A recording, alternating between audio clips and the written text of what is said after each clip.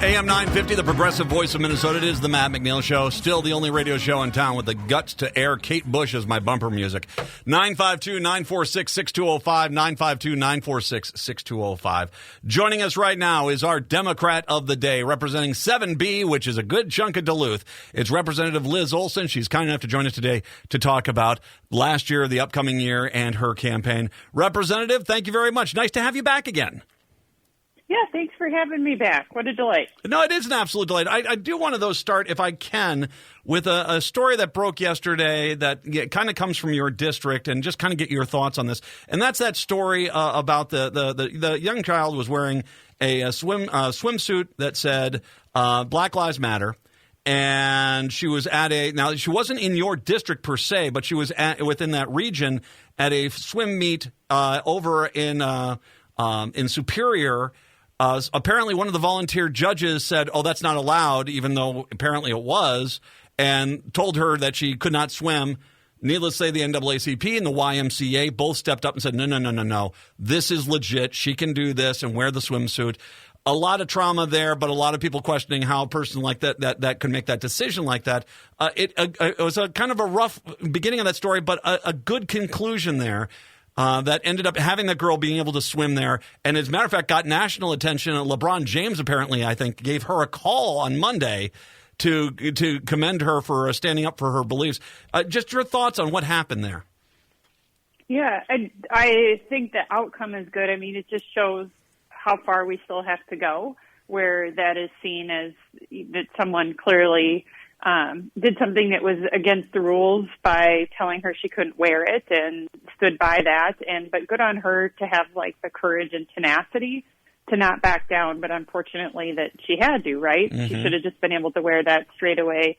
But I was really glad to see the community in the form of the Duluth YMCA and the NAACP really rally around that, to say that, we're not going to tolerate that, not here, and really have her back. And so I think, again, like, super unfortunate, just tells you really the state of the world we still live in, but also seeing the good in things too, with how the community responded and came together, and just her tenacity and grit and willingness to stand up was pretty remarkable, and, really gave me chills when I heard about just her and the strength she has and the courage she has. In your district, too, I mean, they've come to grips with some ugly moments in the past. They put out some memorials to talk about that. They're not shying away from this anymore. They really do realize as Duluth grows, it is growing in a vibrant, lovely, vibrant way. And this is the kind of growth you want to have in a city. And we don't want to go back to the times where there are one set of rules for white kids and one set of rules for everyone else. And I think that, like I said, you can't, it's a tough situation. The outcome is fantastic because it does show you change has happened, and people are not about to sit back and accept what used to be the norm.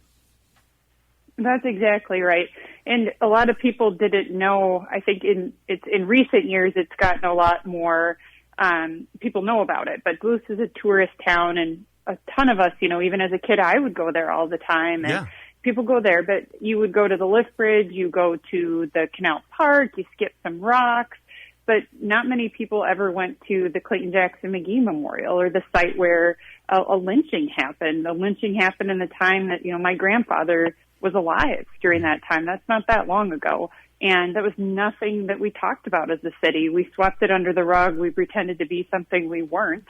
And it wasn't until just recently that the community really put up that memorial and said, in order to move forward as a community, we need to acknowledge our past, and to really atone for that and really work to not be that in the future. And so it's a lot of reckoning, and it's a lot of still figuring it out, and it's a lot of still getting it wrong. But I think that was a really big step in the healing we need to do, is to own our past, and to own that in order to have the bright future that we can have in Duluth. And I think because of that, you see the outcome being different in the case with the girl with the swimsuit, and the way the community stepped up. Yes. And that's the community we're called to be, and I believe we can be in Duluth. 100%, and I love Duluth. I mean, it really is just a gem up there, and I've actually got to tell you the truth. This is the time of year where I kind of wonder, like, how come every person on the Iron Range inland hasn't migrated into Duluth, because it's about a good 20 degrees warmer towards Duluth because of the lake right now. It doesn't get nearly as brutal as the Iron Range does. It's a nice little respite in these times.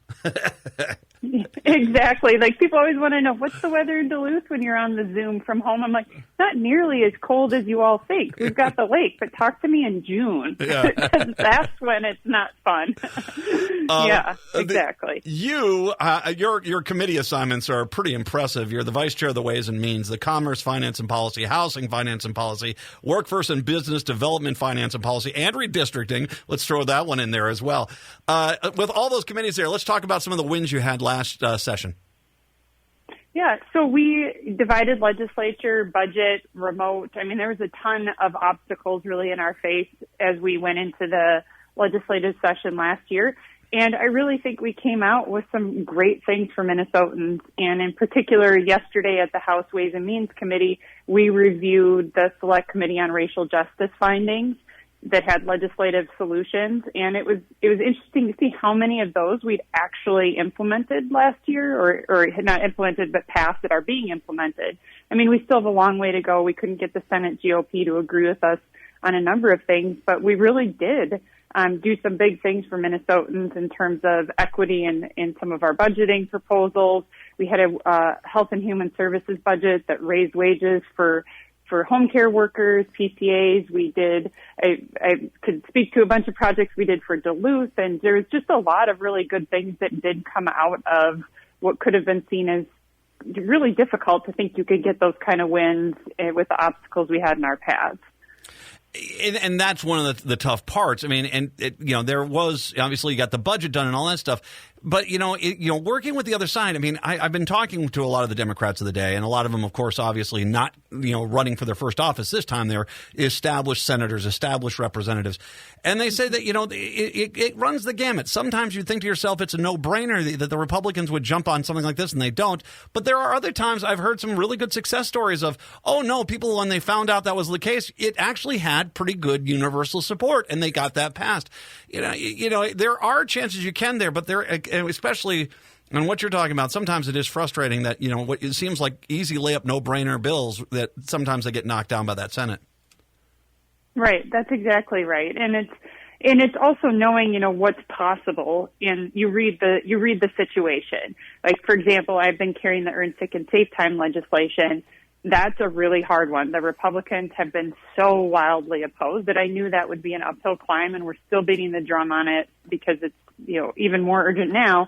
But understanding that that's got a tough uphill climb given the makeup of the legislature. But, on the flip side, child care. That's a workforce issue that happens in every district across the state. Yes. It's something we talk about.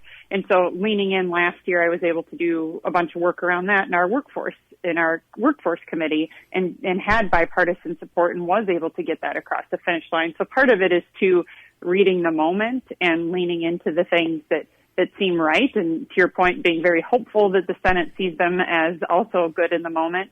But also knowing what's going to have an uphill climb. And of course, there's sometimes surprises in both, but you kind of also just have to know what's possible and know where to push.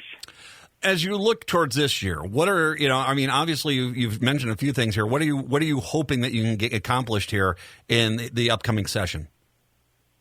Well, this is something that I just cannot believe that, it's a pandemic. We're talking about workforce shortage. We're talking about all this stuff, and with the Republicans right now, just setting it up to want to do this, business stuff. And it's like, we still have people in the state of Minnesota that don't have access to a single paid day off to care for themselves or their family members during a pandemic. That is crazy. We don't have paid family and medical leave. We don't have all that. So for the House and myself, we're really prioritizing workers. If we've learned anything, it's just that we need to do something if we're going to have a workforce that's healthy and showing up and wants to go to these jobs. It's not just about the pay, it's about everything else that keeps people, what made people leave jobs during the pandemic, their own safety, the safety of their family, their inability to find childcare, all of these things that we can fix and we should do something about. And the House is going to be fighting for those. Where we're seeing already that being teed up, though, where the Senate's number one priority is, the Chamber's number one priority, which is the unemployment insurance fund, to be replenishing that, which, fine, part of the conversation, I'm sure it will be, but it can't be the only part of the conversation. This is about making sure we're investing in Minnesotans, the workers, the people that have kept us alive during this pandemic, That's so important to me and so important to our House CFL caucus. One of the things too is you talking about paid time off. I was talking yesterday, our Democrat of the day, Liz Bolden. I had the Liz's on back to back. Liz Bolden down in Rochester, and we're talking about the child care as well. We just went through this pandemic. I mean, health care. Paid time off, helping, on a completely different issue, but helping rural hospitals, which clearly have been exposed to be inadequate in a case of a pandemic. Childcare, which has driven people not only in the childcare issue, which is itself a dangerous one, but also it has affected the employment markets because people are leaving the employment markets because why work 40 hours a week if I'm just going to hand a check over to a daycare provider? There are the complications there. It is frustrating that the Republicans look at all this and it's just, okay, back to tax cuts, back to business, corporation tax cuts, and let's scream about crime in Minneapolis, and that's all their entire policy is. It's clear the last 2 years have exposed a lot of holes that need to be fixed, and we have the money to do it right now. Absolutely. I mean, the opportunity is now. This is incredible. We're in the second year of a biennium. We put together a state budget, and we still have the ability to do more good. And you're exactly right. This whole tax cut, especially for corporations that we know did well during the pandemic, is just ludicrous that is what we would even be thinking about without thinking about, to your point, the child care shortage, the people that are struggling, that have been struggling, that are just jumping up and down, that have been, are in crisis. And you're exactly right that there's such an opportunity here, and we need to be fighting for those things. And Liz Bolden is, a total champion on the child care work and being from Greater Minnesota. I mean, we have some just stellar minds that have really great ideas that are engaging with the people most impacted to bring the solutions forward. And so that's exactly where we need to focus. I would be remiss if I didn't bring up that redistricting committee that you're on.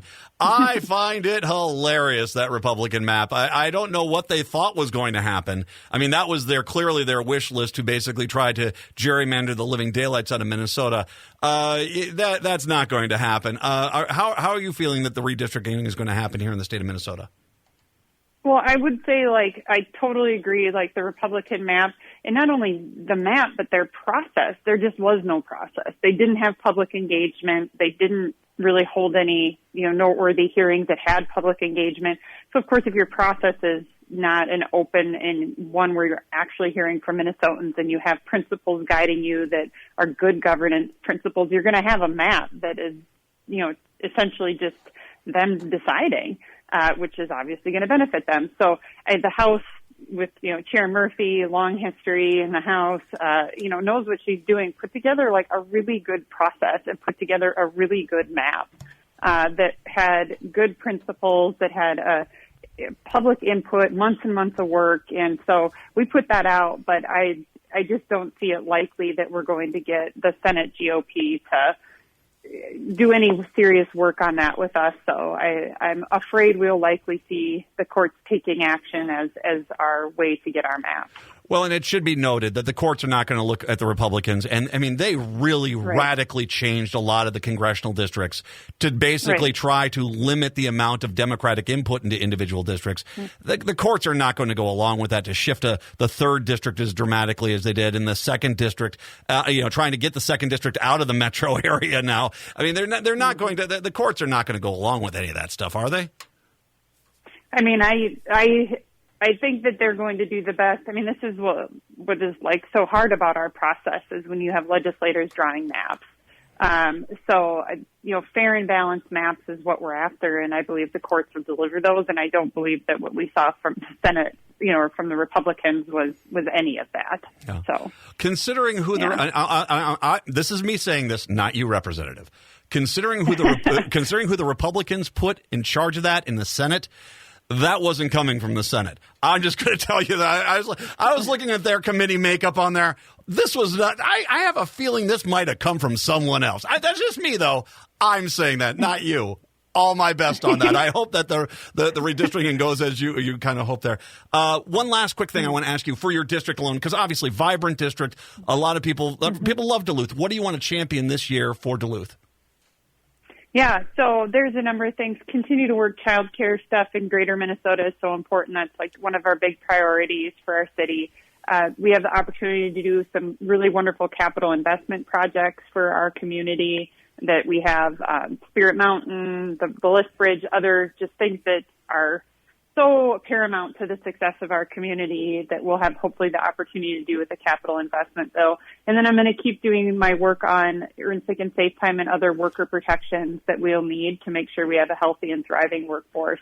Those are big priorities, as well as some work with the nurses to make sure we're keeping nurses at the bedside with the community.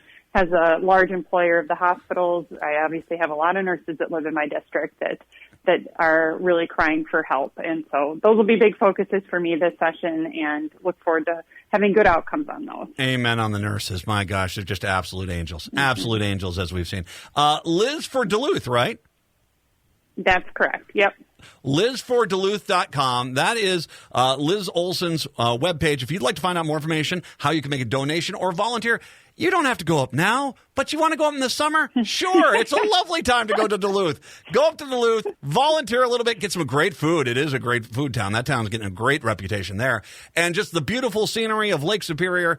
Go up there, door knock, help out her campaign. LizForDuluth.com, LizForDuluth.com. I'll link to everything a little bit later on. Let's make sure we keep Liz in the house over in St. Paul. Liz Olson, Representative, thank you very much. I always love chatting with you. All my best, and anytime you want to, you come on back, okay? Thanks so much, Matt. Really appreciate it. My absolute pleasure. Liz Olson is the Democrat representing 7B and Democrat of the Day. Let's take a break. Come on back. Minnesota Coronavirus Update. When we do return, it's the Matt McNeil Show right here on AM 950.